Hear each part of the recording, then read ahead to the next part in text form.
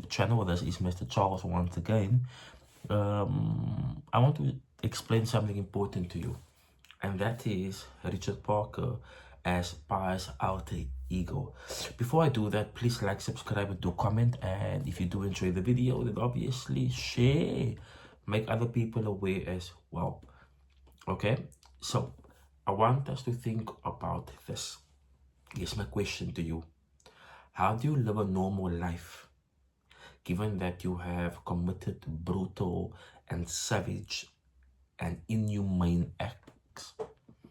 So let's say you compromise your sense of morality, right? By drinking the blood of the turtle, by eating fish, by eating the flesh of a person, and by committing a crime or murder. How do you live a normal life afterwards? So that's my question to you. How are you able to live a normal life without the past trauma affecting you psychologically? How are you able to find a partner, to be married, to have children, to study zoology and religious studies after committing those crimes, after compromising your sense of morality? And this might be a question to you. What you do, you create an alternative ego, a second personality. And then what you do, when you create this alternative ego or the second personality, you displace the brutal, savage, and inhumane acts onto that personality.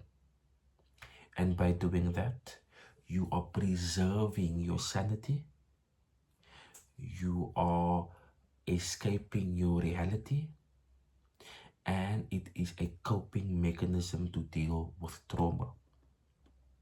And this grade 12 is exactly what Pi did. Okay? The reason why he creates a second alternative ego, it is a coping mechanism to deal with his internal traumas. Because remember, in chapter 1, he told us,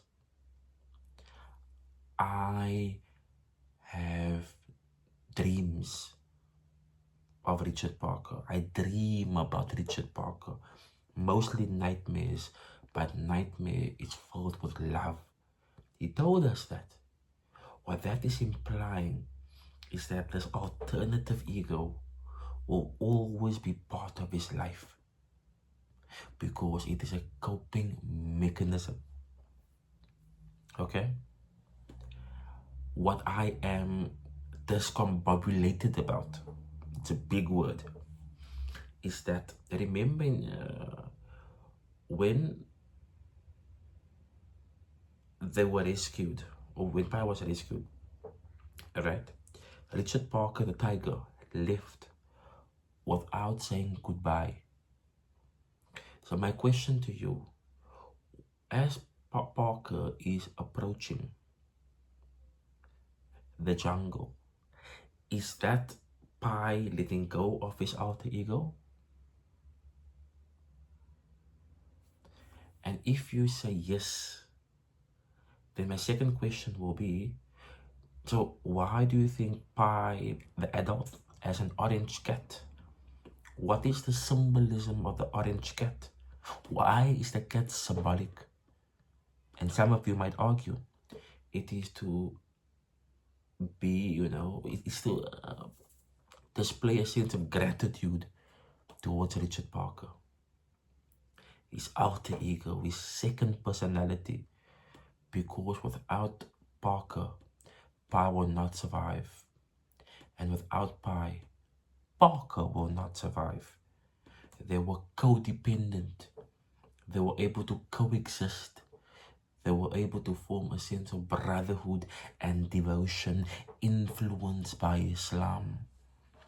They were able to form a loving brotherhood influenced by Christianity.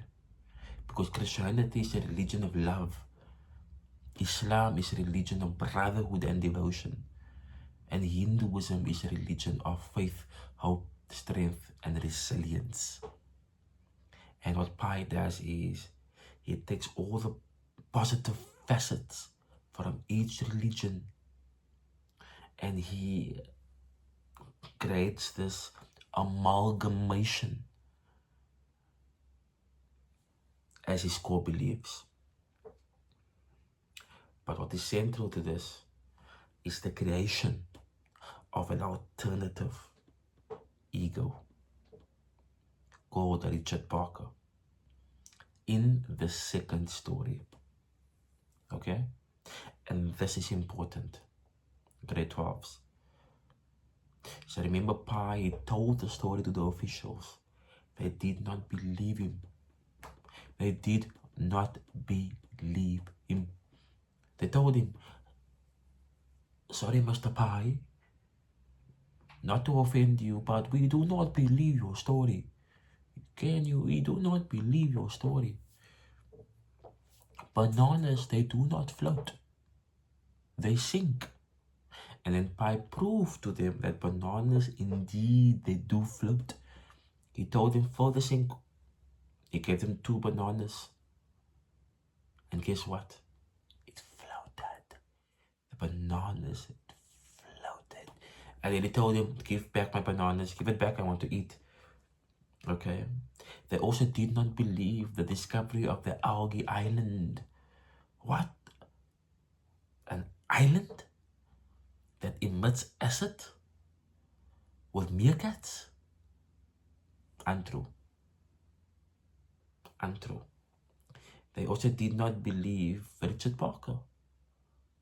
Come on, Master Patau. Come on, Master Patau. 227 days with a tiger. Come on.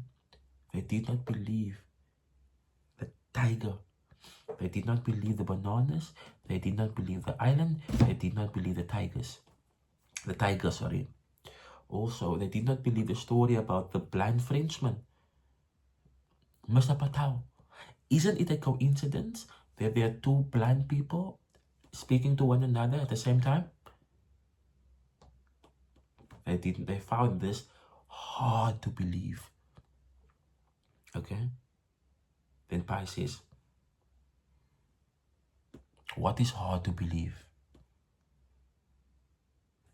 You want a story that makes sense to you. Isn't that true? If the story is not making sense, then we don't believe it. But what does it mean to make sense? Because to make sense is part of a reality. And if you're not part of the reality, it will not make sense to you. It is part of Pi's reality. And I think that's important. He says, what you want. Pi says, what you want dry, tasteless factuality. You want a story that's dry. You want a story that's boring. You want a story that's unimaginative. You want a story that's not creative. You want a story that is making sense to you. That's called dry, tasteless factuality. And Pi says, I'll tell you a second story. There was a monstrous metallic burp. It begins the same way. He tells them a story, replacing the animals with a human counterpart. And then what the officials, Mr. Chiba and Mr. Otomoto, discover, there are parallels between the two. There are similarities between the 2 stories. Okay? What is hard to believe? He asked him, which story do you prefer?